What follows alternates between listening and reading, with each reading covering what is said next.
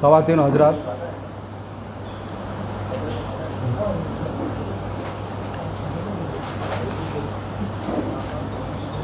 मुझे मदऊ किया गया है कि मैं अपनी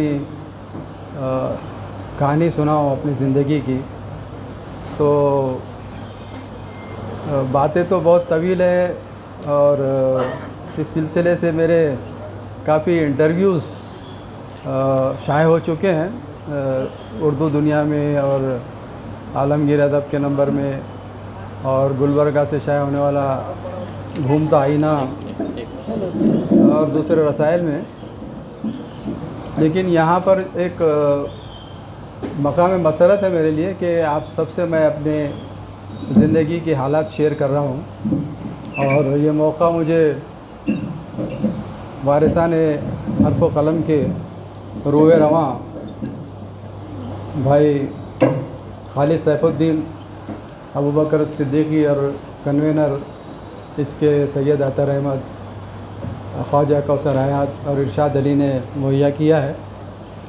तो सबसे पहले तो मैं अपनी बात शुरू करूँगा अख्तरुल ईमान के एक नज़्म के एक बंद से। पहले भी मैंने सुनाया था किसी जलसे में कि राह नवर्दे शौक़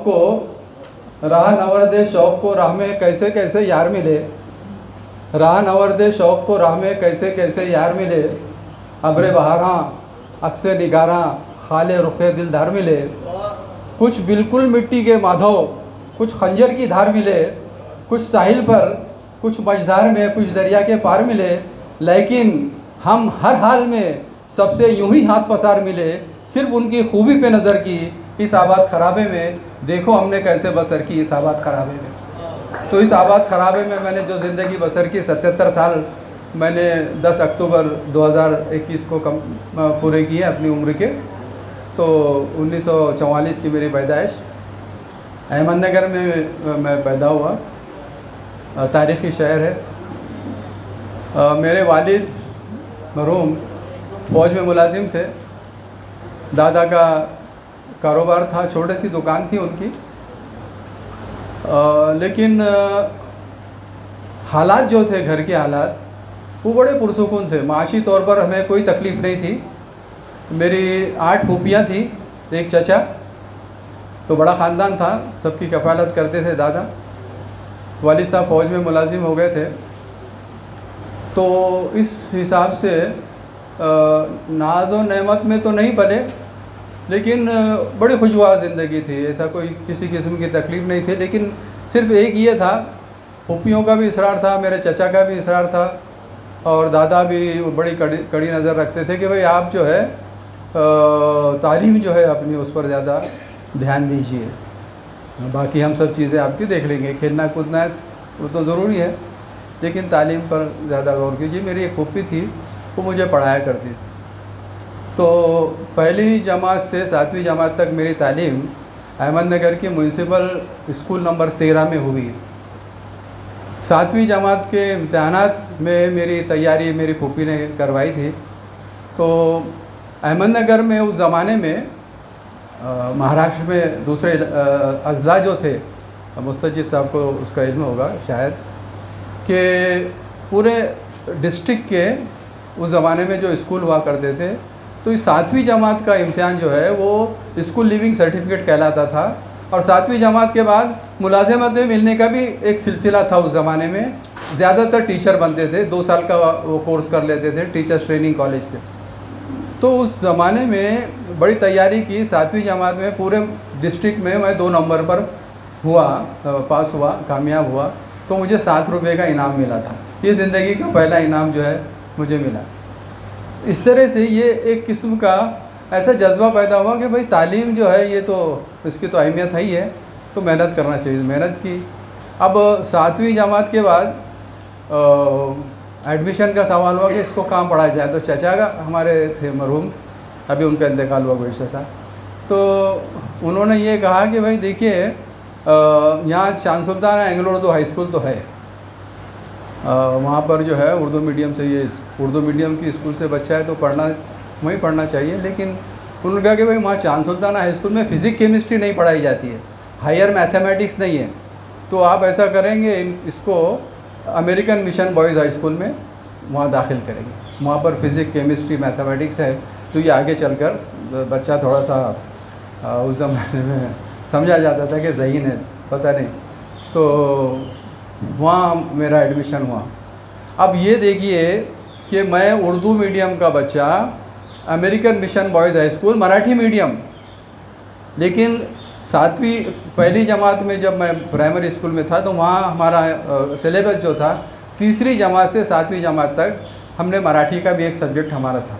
तो मराठी का मुझे थोड़ा सा इल्म था, मराठी ज़बान जानता था, और मेरे पड़ोसी भी थे, एक मराठा ख़ानदान था, तो उनके साथ रात दिन खेलना, उठना, बैठना, उनके घर में आना जाना था। तो मराठी से यानी बिल्कुल ऐसे कोई ये नहीं थी कि अजनबियत नहीं थी।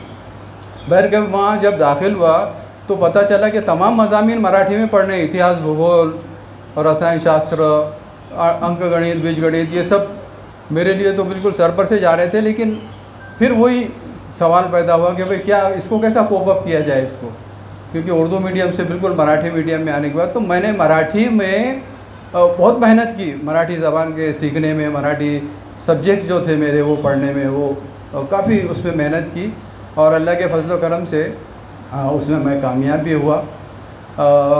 उसके बाद ये हुआ कि 8वीं जमात तो हमने कामयाब कर ली, अच्छे निशानात से अच्छे मार्क्स वगैरह मिले। 9वीं जमात में भी दाखिल हुआ तो वहाँ मसला ये हुआ कि मैं इम्तिहानात से कुछ साल, 1-1.5 महीना पहले मैं सख्त बीमार हुआ। इतना अलील था मैं कि मैं न क्लासेस ज्वाइन कर सका, न इम्तिहान दे सका। वो पता नहीं क्या 2 मरतबा टाइफाइड हुआ था और एक कोई बीमारी थी, इसका इलाज हुआ, लेकिन मैं बहुत कमज़ोर हो चुका था, इम्तिहान नहीं दे सका। तो 9th मेरी जो है वो इस तरह से रह गई। अब दूसरा साल शुरू हो रहा है, तो मेरे क्लास के जो बच्चे थे वो तो सब चले गए, 10वीं में हम रह गए 9वीं जमात में। तो मैंने कहा कि भाई मैं उस स्कूल में अब नहीं पढ़ूँगा, वो सब बच्चों के सामने बड़ी हज़ीमत होती है, और वो तो सब यानी वहाँ ज़्यादातर हिंदू बच्चे थे, मराठी जानने वाले, तो मैं वहाँ नहीं जाऊँगा, इंसल्टिंग है मेरे लिए। तो लामाला चचा ने वालिद साहब से गुफ्तगू की, बातचीत की, तो फिर मेरा एडमिशन अंजुमन चांद Sultana Anglo Urdu high school में मेरा हुआ। अब ये हुआ कि देखिए यहाँ सब्जेक्ट्स तो मैंने सब मराठी में पढ़े थे, मैथमेटिक्स वगैरह, अलजेब्रा वगैरह सब। अब यहाँ आया तो यहाँ उर्दू में पढ़ना है, तो जाहिर है उर्दू में पढ़ना है तो फिर उर्दू की उसकी तैयारी करनी है। तो उसकी तैयारी की मैंने, बड़ी मेहनत की उसके लिए। उर्दू में अभी ज्योमेट्री पढ़ रहे हैं, अब ज़ायदुल कायमा और ये कायमा वो कायमा, तो हमने तो त्रिकोण वगैरह सीख कर आए थे, यहाँ तो कुछ समझ में नहीं आ रहा जाविया, लेकिन उस पर भी मेहनत करके, तो मेहनत करना ये ज़रूरी था, उस पर भी काबू हासिल किया। 10वीं जमात में वालिद साहब, मैं था 10वीं जमात में, वालिद साहब का ट्रांसफ़र हुआ बम्बई, तो वो हम लोग चले गए बम्बई गए, तो वहाँ अंजुमन इस्लाम हाई स्कूल में मेरा एडमिशन हुआ।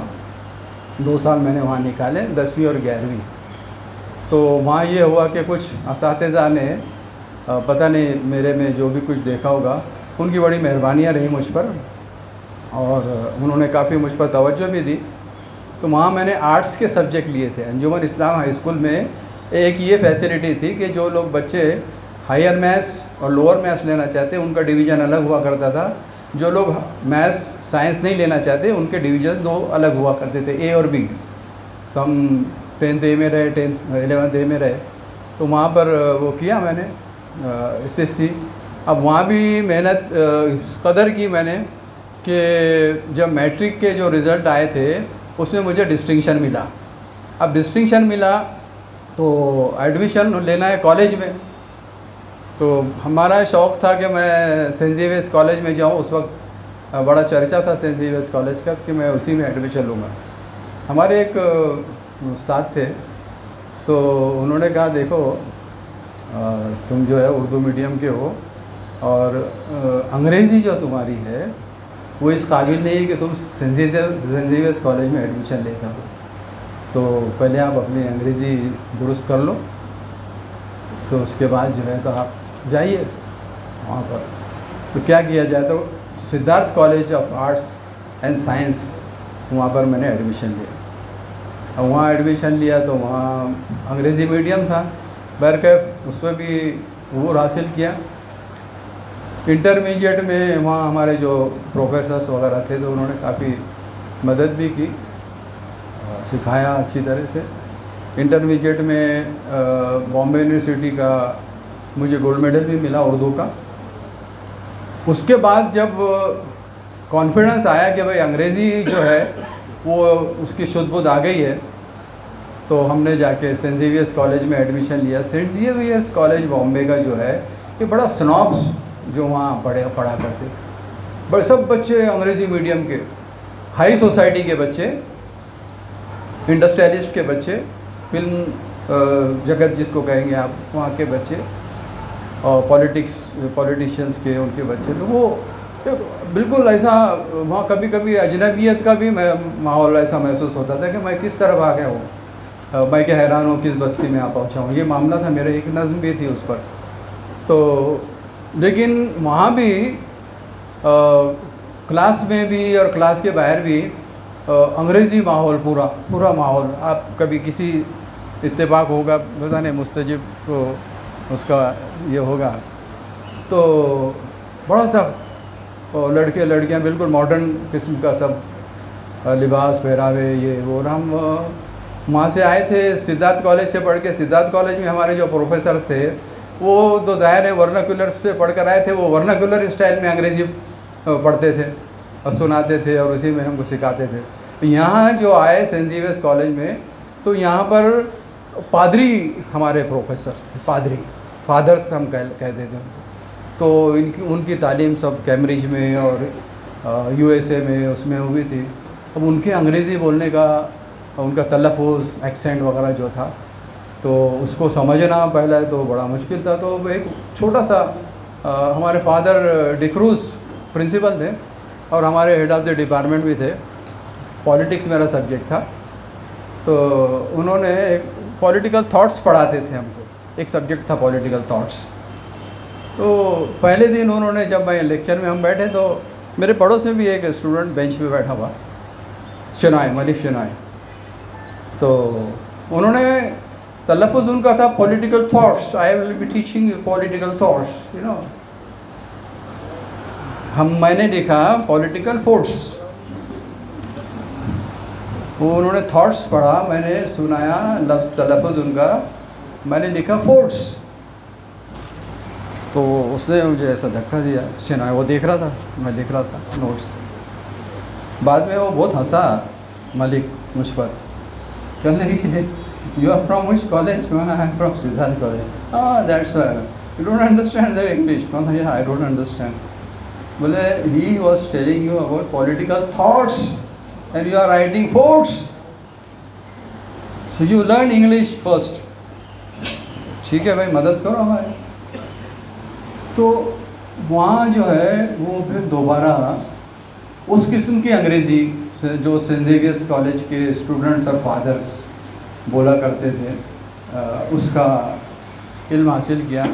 सब्जेक्ट्स मैंने पॉलिटिकल साइंस लिए थे, 1000 मार्क्स के सब्जेक्ट्स थे, और उसमें काफ़ी बड़ा पीरियड जो है वो अरिस्टोटल से लेकर हेगल, मार्क्स वगैरह सब मेरे सब्जेक्ट्स में थे। चाइना, जापान, इंडोनेशिया, मलेशिया, तो ये इस कंट्रीज़ का। फिर कॉन्स्टिट्यूशंस थे, Indian constitution, British constitution, American और ऑस्ट्रेलियन कॉन्स्टिट्यूशन, फ्रेंच कॉन्स्टिट्यूशन, ये तमाम सब्जेक्ट जो है ये सब पढ़े, अंग्रेज़ी में पढ़े। अब पढ़ लिख कर जो है तो बीए तो हो गए, क्लास में आए, ऑनर्स बीए हुआ। तो मेहनत थी उसमें, ईमानदारी से अपना काम किया, तो सभी खुश हुए घर के लोग कि भाई चलो बीए ऑनर्स हो गए।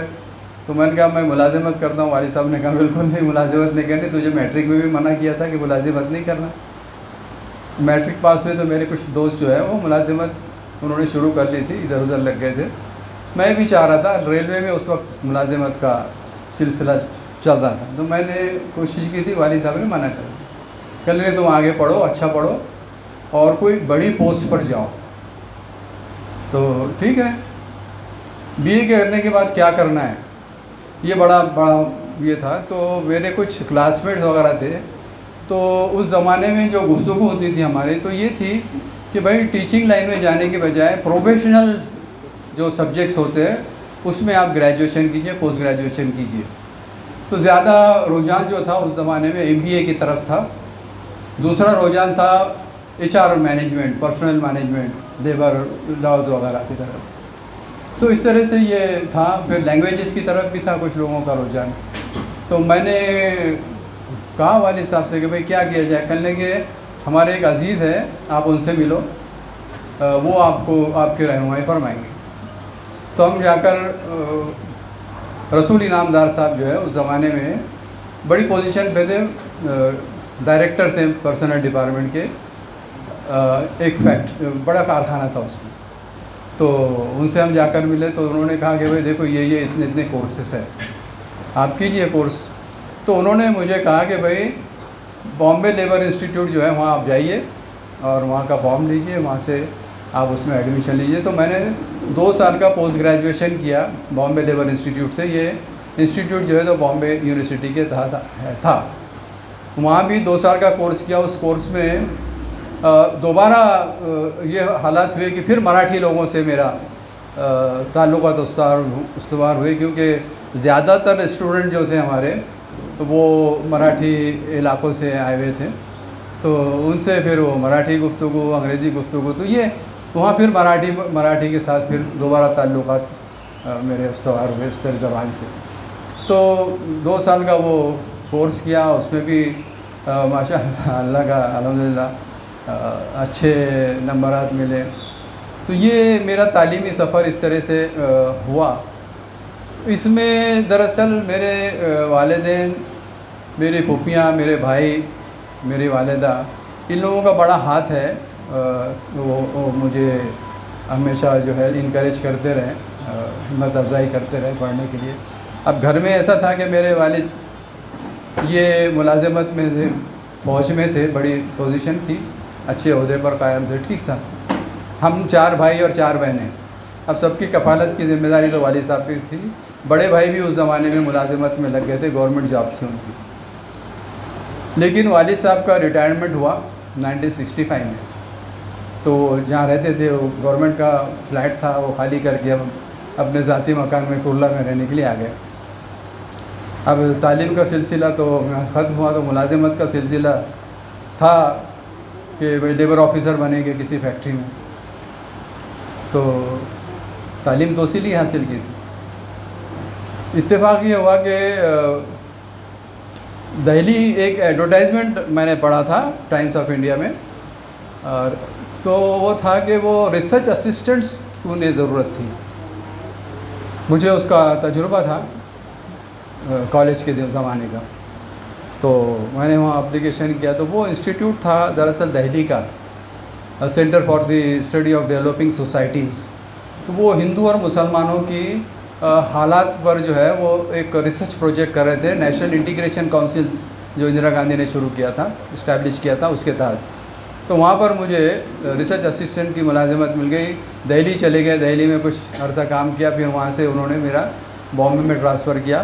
तो हुआ ये कि उसमें बड़े लोगों के इंटरव्यूज़ भी शामिल थे, एम्पिरिकल स्टडी थी वो, उसमें कई बड़े लोगों के इंटरव्यूज़ मुझे लेने थे। तो वो मैंने बम्बई में लिया। तो काफ़ी यानी पॉलिटिशियंस थे उसमें, माहिरीन तालीम थे, फिल्म इंडस्ट्री के से वाबस्ता लोग थे, और दूसरे जो फील्ड्स होते हैं उसके तमाम लोगों से काफ़ी इंटरव्यूज़ वगैरह लिए। उसी दौरान में मुझे एक लेबर कंसल्टेंट थे बम्बई में, तो उनकी जानिब से एक दोस्त के ज़रिए मुझे जॉब ऑफ़र आया कि भाई आप हमारे ऑफिस में काम कीजिए।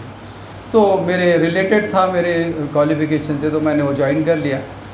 उनके साथ कुछ अरसा काम किया तो उन्होंने मुझे नासिक भेज दिया। तो मेरी तनख्वाह 350 रुपये से मैंने शुरू की थी जॉब्स में। उस ज़माने में 350 रुपये महीना मिलते थे। तो नासिक चले गए। नासिक में मैं तकरीबन 2 साल रहा। उसी अरसे में मेरी शादी भी हुई थी। शादी हुई तो हमारे जो बॉस थे उन्होंने मेरी तनख्वाह 100 रुपये बढ़ाई। कहने लगे अभी तुम मैरिज तुम्हारा हो गया तो मैरिड लाइफ है, ख़र्च बढ़ जाएंगे, तो 100 रुपये मैं बढ़ाता हूँ। उन्होंने बड़ी मेहरबानी, 450 रुपये तनख्वाह हुई। उसी ज़माने में महाराष्ट्र पब्लिक सर्विस कमीशन की जानिब से इश्तिहार आया था लेबर ऑफिसर्स की पोस्ट के लिए। तो उसके फॉर्म मंगवाए गए, मैंने फॉर्म मंगवाया, उसके फॉर्म भर कर दिया। फॉर्म भरने के देने के बाद मुझे इंटरव्यू के लिए बुलाया गया, उसकी रिटन टेस्ट हुई। अब पब्लिक सर्विस कमीशन का था, वो बोर्ड का था, तो काफ़ी उसमें इंटरव्यूज़ और वो तकरीबन उस पोस्ट 2 पोस्ट थी, 2 पोस्ट के लिए 80 या 90 के करीब जो है कैंडिडेट्स थे, तो उसके लिए तैयारी करना था। अब वहाँ ये था कि गवर्नमेंट है, महाराष्ट्र गवर्नमेंट है, अब वहाँ कोई गॉडफादर तो है नहीं हमारा, तो अपने बलबूते पर जाना है, इंटरव्यू फेस करना है। तो बहर गए, अल्हम्दुलिल्लाह इंटरव्यू फेस किया, रिटन टेस्ट हुई पहले, फिर इंटरव्यू में फेस किया। उसके बाद ग्रुप डिस्कशंस होता था, ग्रुप डिस्कशन में भी अच्छे हुआ, और कुछ अरसे बाद 2-2.5 महीने बाद तकर्रुरनामा आया, लेकिन उसमें कंडीशन थी कि आप अपना मेडिकल करा लीजिए जे हॉस्पिटल में, तो वो भी करवा लिया। उसके बाद अपॉइंटमेंट आया नागपुर का, नागपुर में गवर्नमेंट लेबर ऑफिसर की हैसियत से हमारा अपॉइंटमेंट हुआ। अब ये था कि शादीशुदा था, एक बच्चा भी हो गया था, लड़का पैदा हो चुका था, यहाँ वालिदैन भी थे, छोटे भाई तालीम हासिल कर रहे थे, तो क्या किया जाए, बड़ा सोच विचार का मसला था कि विदर्भ डिवीज़न में चला जाऊंगा, और विदर्भ डिवीज़न में एक मरतबा गए तो दूसरी डिवीज़न चेंज करना बड़ा मुश्किल होता है, गवर्नमेंट की ये कुछ पता नहीं क्या था उस ज़माने में। गैजेटेड पोस्ट थी, वाली साहब बड़े खुश थे। उसी 2-4 दिनों में एक दोस्त से मुलाकात हुई, उसने कहा कि यार फला फैक्ट्री है, वहाँ पर पर्सनल मैनेजर की जगह खाली है, तेरा बहुत तजुर्बा है, तो you will get job there, why don't you try. मतलब किससे मिलना है? उसने कहा कि अब्दुल कादर हाफिज़ का साहब से मिलना है। तो मैं उनका इंटरव्यू दे चुका था कुछ साल पहले, और वो कांग्रेस कमेटी के जनरल सेक्रेटरी थे बॉम्बे के, रामजी खिमजी वगैरह जो सब साथ में थे उनके, रजनी कोठारी वगैरह, रजनी पटेल वगैरह। तो मैंने कहा कौन सी फैक्ट्री? कहने लगे एशियन इलेक्ट्रॉनिक्स लिमिटेड। तो गया वहाँ पर, तो पूछा वहाँ जाके रिसेप्शनिस्ट से, ऑफिस में उनके हैंडलूम हाउस पे उनका ऑफिस था, तो कहने लगे है साहब तो है, आप कौन है? मैंने कहा ऐसा ऐसा है, मैं कैंडिडेट हूँ, मिलना चाहता हूँ उससे। तो कहने चिट्ठी पे नाम लिख दो। मैंने नाम लिख के उनको दिया। 10-15 मिनट तक तो मैं बैठा बाहर, उसके बाद बुलाया उन्होंने, देखा मुझे, कहने मैं तुमसे मिल चुका हूँ पहले, बेंगलोर के रहने वाले थे, उनकी ज़बान उर्दू, वो लहजा वो वहाँ का। तो मैंने कहा हाँ सर, मैं आपके मकान पे आपका इंटरव्यू लिया था 3 दिन। हाँ याद आया। तुम कैसे आए? मैंने कहा मैं ऐसा ऐसा मेरे क्वालिफ़िकेशन से। तो तुम तो वो काम कर रहे थे, ये काम कैसा? तो मैंने कहा मेरी क्वालिफ़िकेशन ये है, मैं इतने साल से ये काम कर रहा था, फलाना जगह मैंने काम किया, और आपका एक जो यूनिट नासिक में है एशियन इलेक्ट्रॉनिक्स लिमिटेड, मैं वहाँ कंसल्टेंट हूँ। तो कहने लगे चलो मैं हमारे को मैनेजिंग डायरेक्टर है उनसे मिलाता हूँ। भट्ट थे, मिस्टर भट्ट, पद्मश्री थे उस ज़माने में, तो उनसे मिलाया ले जाकर। तो कहने लगे we need one personal officer, this boys I know him. तो उन्होंने कहा भाई बायोडाटा दे दो। बायोडाटा दिया, मुलाजिमत का हो गया, तो अपॉइंटमेंट भी हो गया। अब 2 अपॉइंटमेंट हाथ में, एक तो गवर्नमेंट की जॉब और एक ये प्राइवेट कंपनी की, चूज़ करना है 2 के बीच में। 2 डेविल्स जो है उसके चूज़ बिटवीन द 2 डेविल्स जो हमारे बराबर। थोड़ा सा 5 मिनट जी, ये मैं अपनी मुलाजिमतों के सिलसिले में आया, अदब के सिलसिले में 5 मिनट में आता हूँ, तो ये ज़रूरी था बताना। तो ये जॉब, घर में डिस्कशन हुआ, काफ़ी ले दे हुई, बहुत कुछ हुआ। बर के वालिद साहब नाराज़ थे, उनकी नाराज़गी मोल लेते हुए मैंने बम्बई की जॉब कबूल की, गवर्नमेंट की जॉब कबूल नहीं की, मैं नहीं गया। लेकिन वो मेरे लिए एक अच्छा स्टेप साबित हुआ कि मैंने वहाँ 3-4 साल कम अज़ कम पर्सनल मैनेजर का शॉप लेवल पे मैंने काम किया, जो बाद में मेरी ज़िंदगी में बड़ा काम आया। तो ये इस तरह से वहाँ जॉब करता रहा। अब जिनके पास पहले मैं जॉब करता था, उन्होंने दोबारा मुझे बुलवाया, कहने लगे देखिए मैं औरंगाबाद में भी ऑफ़िस शुरू करना चाहता हूँ, तो तुम ज्वाइन करोगे मुझे? मैंने कहा भाई जॉब तो ठीक है आपका कंसल्टेंसी का, लेकिन अब एज ए मुलाजिम तो मैं नहीं रहूँगा आपके पास, लेट अस हैव पार्टनरशिप। तो कहने लगे ठीक है पार्टनरशिप करते हैं। तो उसकी कुछ शराइत थी, 2-4 लोगों के दरमियान में हमारे जो वाकिफ़कार थे और इसी फील्ड के थे, हमारे दोस्त अहबाब थे, उनके सामने बातचीत हुई। पूरा वो तय हुआ कि इस तरह से पार्टनरशिप होगी। तो इस तरह से मैं 1975-76 में तकरीबन 10-15 मरतबा औरंगाबाद आया। वो पार्टनरशिप हमारी चली नहीं। अब ये कि मैं पूरा अपना बम्बई का सेटअप छोड़कर यहाँ औरंगाबाद में आया था। यहाँ कोई रिश्तेदारी नहीं, कोई दोस्त अहबाब नहीं, और मैं यहाँ आता जाता रहा था। तो बहरकैफ तय यही किया, कुछ यहाँ के जो इंडस्ट्रियलिस्ट थे जिनका मैं कंसल्टेंट था, उन्होंने ये कहा कि भाई ऐसा करो मिर्ज़ा साहब, आप अब छोड़ दीजिए बम्बई वगैरह का चक्कर, you settle down here in Aurangabad. तो हम औरंगाबाद में सेटल हो गए। ये 78 की बात है। तो 78 से लेकर 1990-91 तक मैं रात दिन ख़ुद को इस्टेब्लिश करने के लिए, इस्तेकाम के लिए मैंने बहुत कड़ी मेहनत की। मैं तकरीबन 17 से 18 घंटे काम करता था।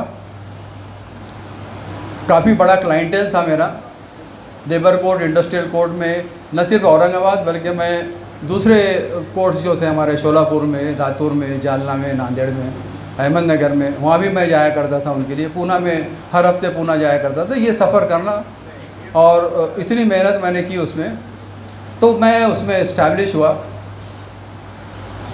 1990 के बाद एक ऐसा मोड़ आया कि मुलाजिमत तो ख़त्म हुई थी, ये कंसल्टेंसी इंडिपेंडेंट जॉब था, और माशी जो है मेरा स्टैंडर्ड भी काफ़ी मैंने अपना बना लिया था। तो वो था, मोटो तो वही था कि अपना जो है का इकोनॉमिक कंडीशन जो है वो दुरुस्त होना चाहिए। वो that was my first goal. उस ज़माने में मैं अदब भी पढ़ता रहा, ऐसा नहीं कि अदब से दूर रहा। यहाँ पर आने के बाद दोस्त मोहम्मद ख़ान जो है, मैं जिस सोसाइटी में मैंने मकान बनाया, दोस्त मोहम्मद ख़ान साहब भी वहाँ पर हमारे मेंबर थे।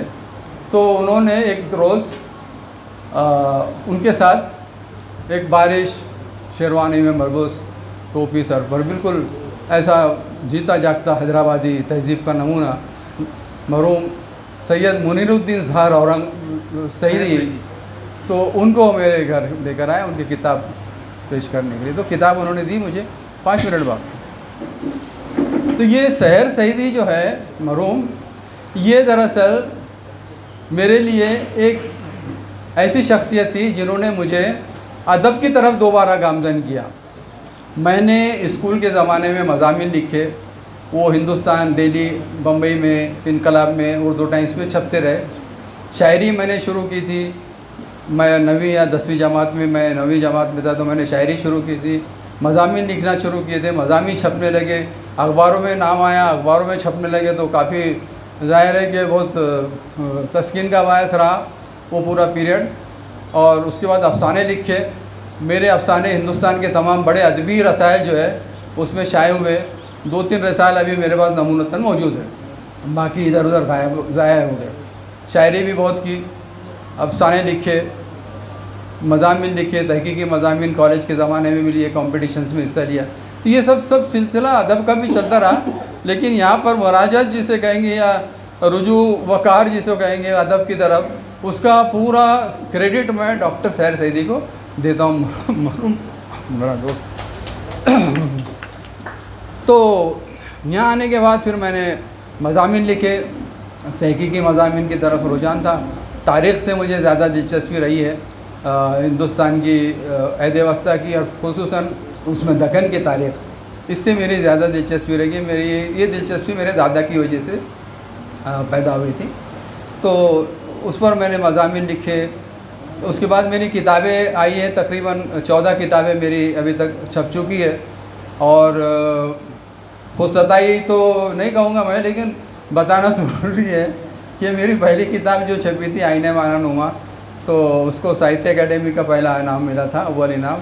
उसके बाद मुझे महाराष्ट्र उर्दू साहित्य अकेडमी ने मुझे वली दखनी नेशनल अवार्ड से नवाजा, सेतु माधवराव पकड़ी अवार्ड से मुझे नवाजा। दूसरे इदारों ने भी काफ़ी मुझे इनामात इजाज़त से नवाजा। ट्रांसलेशन की तरफ मैं जो है ये 1965-1964 से मैं मराठी से उर्दू तर्जुमे करता रहा। वहाँ से भाई साहब की, मेरे बड़े भाई की वजह से वो मुझे प्रोत्साहन देते थे। उसके बाद अंग्रेज़ी से उर्दू में तर्जुमा करने की जो मुझे लत लगी, वो इब्राहिम रंगला मेरे उस्ताद थे। अंजुमन इस्लाम में थे, बाद में कॉलेज में चले गए, कुछ अर्सा यहाँ औरंगाबाद में 1-1.5 साल थे। तो उनसे मुझे वो मिला हुनर, और वो गाइड भी थे मेरे, और मुझे बड़ी अच्छी रहनुमाई उनकी मिली। तो वो तर्जुमा निगारी अंग्रेज़ी से उर्दू में तर्जुमा निगारी, तो 2 मेरे बड़े सच्चिदानंदन के 2 मजमूए मैंने तर्जुमा किए अंग्रेज़ी से। मराठी से तकरीबन मेरी 4 किताबें हैं। फ़ारसी मुझे बड़े अच्छे उस्ताद मिले फ़ारसी के। एक तो अहमदनगर में खलील मुज़फ़्फ़र थे, बम्बई में डॉक्टर शोएब आज़मी थे, फिर अतहर मुबारकपुरी साहब थे, अब्दुल रज़्ज़ाक़ कुरैशी साहब थे। तो मैं इन लोगों को कभी फरामोश नहीं करता, हमेशा इनका ज़िक्र करते रहता हूँ। इन लोगों ने फ़ारसी पढ़ाई, फ़ारसी सीखी इनसे। तो ये है, औरंगाबाद में आने के बाद यहाँ पर फ़ारसी दानों में एक तो मरहूम डॉक्टर इस्मत जावेद और मरहूम JP सईद साहब, इनसे भी मैंने बहुत कुछ सीखा, इस्तिफ़ादा किया इन लोगों से। इनसे मिलता था, इनसे गुफ्तगू करता था, किताबों के ताल्लुक़ से, फ़ारसी अदब के ताल्लुक़ से बात होती। तो फ़ारसी का काफ़ी लिटरेचर मैंने उर्दू में ट्रांसलेशन किया। किताब भी एक छपी है मेरी, पश्तो के अवामी नग़मे।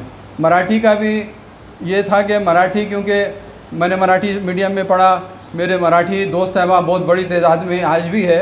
आज भी इंडस्ट्री में मुझे मराठी में गुफ्तगू करना पड़ती है। कोर्ट में भी अब ये हुआ कि पिछले 10-12 साल से, पहले तो ये नहीं था, अब कोर्ट में जजमेंट भी हमारे मराठी में दिए जा रहे हैं। तो वहाँ भी मराठी में आपको जो है तो उतनी काबिलियत पैदा करना पड़ती है, क्योंकि क्रॉस एग्जामिनेशन करना है। कुछ जजेस इसरार करते हैं, एडवोकेट्स इसरार करते हैं सामने वाले कि ये मिर्ज़ा जी जो हे मराठी बोलत नहीं, म्हणे इंग्रजीत बोलत, आम्हाला इंग्रजी समझत नहीं, यानी मराठीत आर्गूमेंट करा। अब कसं कराए तो मराठी में भी आर्गूमेंट करना पड़ती है। तो इस तरह से ये ज़बानों का जो है इल्म हासिल करना, ये इसके लिए मैंने बड़ी मेहनत की, बहुत किताबें भी पढ़ी, असातिज़ा से रुजू किया, इस्तिफ़ादा किया। तो इस तरह से ये सफ़र मेरा यहाँ तक पहुँचा है। लेकिन मैं क्रेडिट दूंगा मेरे असातिज़े को। प्राइमरी स्कूल के मीर मुमताज़ अली थे, हमारे 2 साल तक स्कूल के टीचर हैं। अब्दुल अज़ीज़ शेख गुलाब, वो हमारे टीचर, इन्होंने बड़ी ये की। खलील मुज़फ़्फ़र MA अली, वो मेरे उस्ताद रहे। उसके बाद चांसुलताना हाई स्कूल में एहसन खान और GB शेख, ये उस्ताद थे। बम्बई में अब्दुल रज़्ज़ाक़ कुरैशी, इब्राहिम रंगला, शोएब आज़मी साहब और शकील आज़मी साहब, ये इनसे इकबाल अंसारी हिंदी के। तो इकबाल अंसारी ने हिंदी मुझे सिखाई। मैं हिंदी में शायरी करता था, मेरी हिंदी शायरी भी छपी है, रिसालों में छपी, हिंदी में शायरी करता था। तो ये सब असातिज़ा जो है, ये बड़ी काबिल एहतराम शख्सियात मेरे लिए, और मैं इन्हें कभी नहीं भुला सकता। ये सब मेरी जो है मेरी तामीर में इन लोगों का सबसे बड़ा हाथ है। घर के अफराद के अलावा, मेरे वालिद साहब, मेरे दादा, चाचा और मेरी वालिदा वगैरह के अलावा, तो ये दोस्त अहबाब जो है यहाँ पर, आरिफ खुर्शीद वगैरह जो है, तो इनसे मुलाकातें हुई। तो फिर हमारा एक अदबी सिलसिला शुरू हुआ 2010 में, शायद 2009 में। तो आलमगीर अदब जो है वो किताबी सिलसिले की बुनियाद आरिफ खुर्शीद मरहूम ने रखी। तो उसका सबसे पहला शुमारा मेरी लाइफ पर शाये हुआ। उसके बाद डॉक्टर सैर सईदी मरहूम का शुमारा आया। उसके बाद नूरुल हसनैन का नंबर आया, आरिफ खुर्शीद का नंबर छपा, शाह हुसैन नहरी साहब का। तो ये हमारा जो ग्रुप है, अभी उसमें कई तो मरहूम हो चुके बेचारे, अल्लाह उनकी मग़फ़रत फरमाए। अभी मैं, नूरुल हसनैन, अहमद इकबाल है और दूसरे नौजवान हमारे साथ काम कर रहे हैं हम लोग। तो हमारे 7 नंबर हमने अभी तक औरंगाबाद आलमगीर अदब के शाये किए हैं। अभी 8वां नंबर जो है कमर इकबाल का नंबर हम शाये करने जा रहे हैं। तो ये थी रुदा सफ़र की इस आबाद खराबे में। देखो हमने कैसे बसर की इस आबाद खराबे में। बहुत बहुत शुक्रिया।